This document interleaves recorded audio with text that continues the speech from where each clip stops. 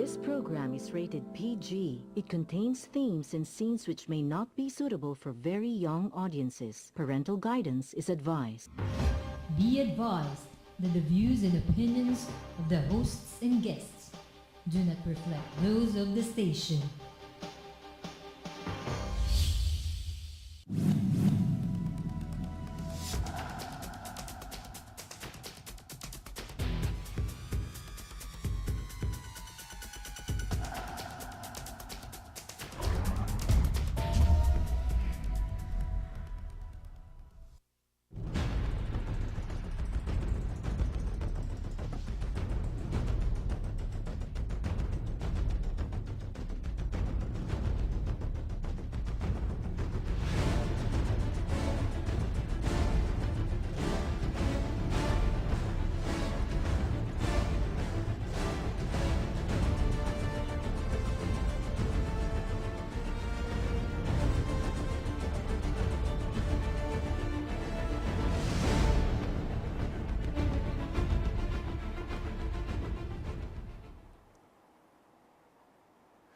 Good evening, Philippines. Maayong gabi sa Tibok Luzon, Visayas, Mindanao, up to Sabah.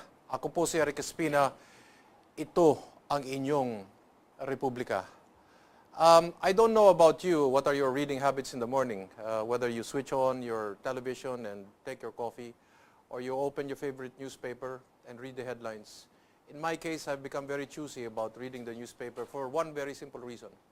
Because I try to lessen my personal tension levels, because when I read the headlines or the stories behind the headlines, I seem to have the habit of being able to see the finer details of why certain policies and certain government actions are being undertaken, which, without being very, very patronizing, the innocent are unable to discern. It is said that the greatest threat to our country is not actually the insurgency in southern Mindanao or the New People's Army, but the greatest threat, my dear friends, is for the people to find out and to discover the truth. Because to know the truth will be to break their innocence. And our people will end up confronted, facing themselves with the most difficult question in their entire lives: what to do when they finally realize that their illusions are finally broken and they have to make a choice whether to fight for their country, to get back their government, or to simply just close their eyes and embrace the truth that family is more important than country, that providing food on the table is indeed the greater calling than trying to save the greater nation. When we read the headlines, there are so many issues that we can discuss, and we sometimes wonder, where are we going?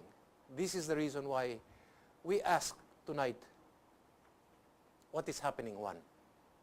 And so we are going to discuss a whole plethora of questions, and we have brought in what I call truth sayers, people who are unencumbered from telling the truth the way they see it, because their motives are as clear and as pristine as the way we love our children. I have, and I'm very fortunate to have Eric San Juan, who is a columnist of Opinion magazine, and this is the latest of Opinion here. And we have also the fiery, the passionate, Ferdy Passion of Nutville. Yan. Good evening to you. Good evening. Okay. Alam mo, ang dami natin pwede pag-usapan sa gabing ito dahil tad-tad ng mga issue, ng mga usapin, ng mga problema ang ating bansa. Na para bang sa sobrang problema, na para bang ang mga tao dinadaan na lang sa pagtawa-tawa. Panonood ng TV, ma-entertain sa kanta, sayaw, sa iyak, sa sampalan, para makalimutan ang mga problema nila. Pero may darating na bagyo. Yes. Mas malaking bagyo kaysa Yolanda. I can feel it. Na maaaring pumutol sa ating bansa. Hindi lamang kuryente, hindi lamang tubig, pati teritoryo ng ating bansa. we may even lose our ability to be the sovereigns in this country. That's why I will ask both of you. It can come from left or right. Bahala na kayo kung saan niyo dadalhin itong programa nito. Okay. That's why I'm going to ask you, to kayo, from your perspective, saan na tayo? Where are we going? One. Very sure, we're Oo. going to the dogs.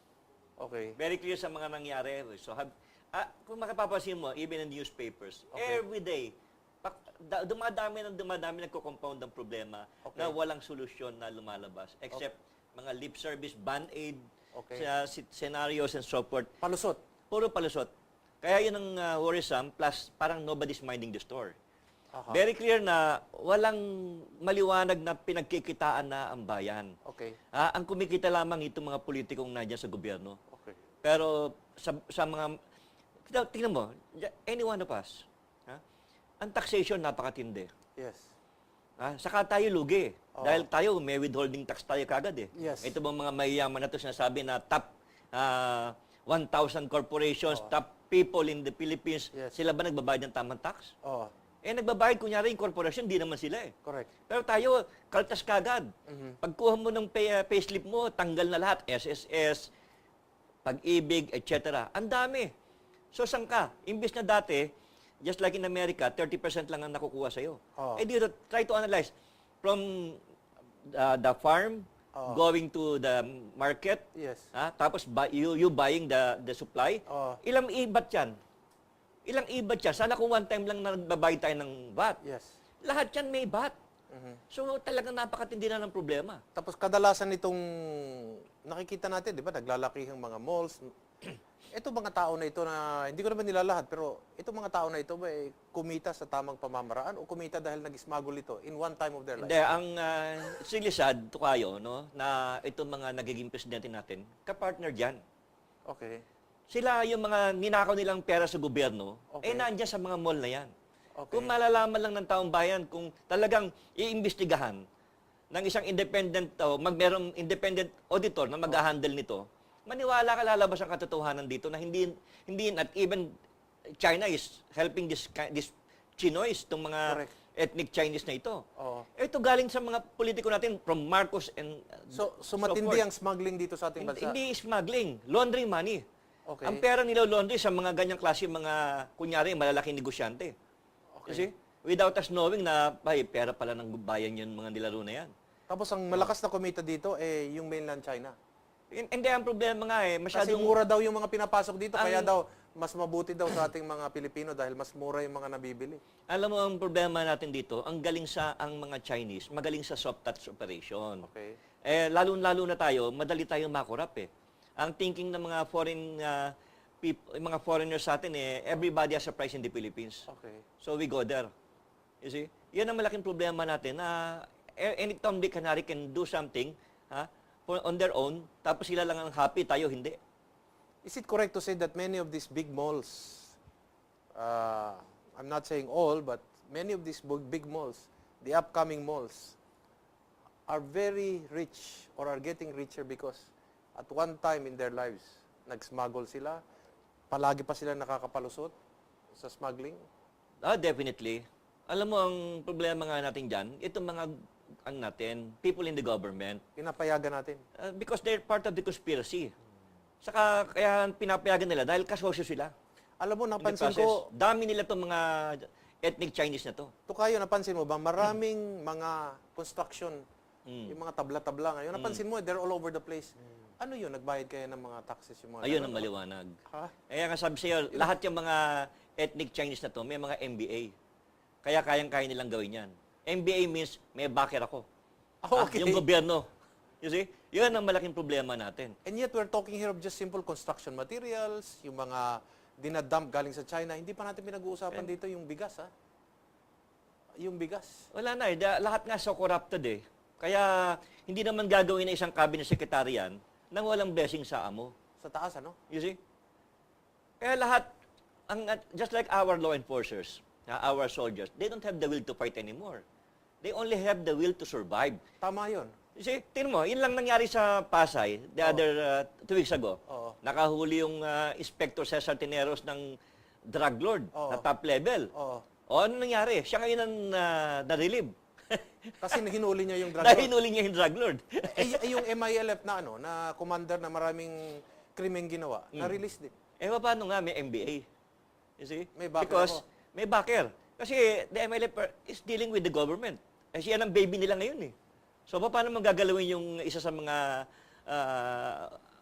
tao nila? You see? Tingnan, simple common sense. So, ito, Malacanang's baby...